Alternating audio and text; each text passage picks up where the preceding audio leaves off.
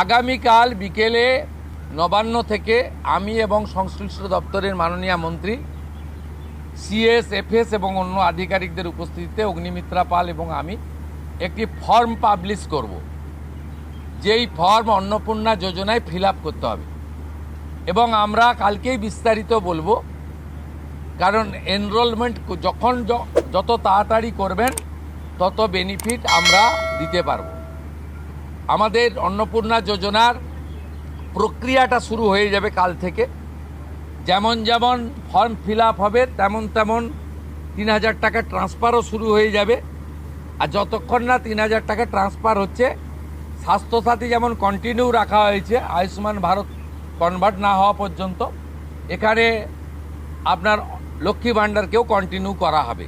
বিস্তারিত কালকে আপনারা জানতে পারবেন। ফর্মের কপিও আপনারা কালকে পাবেন। অফলাইন অনলাইন অবশ্যই থাকবে।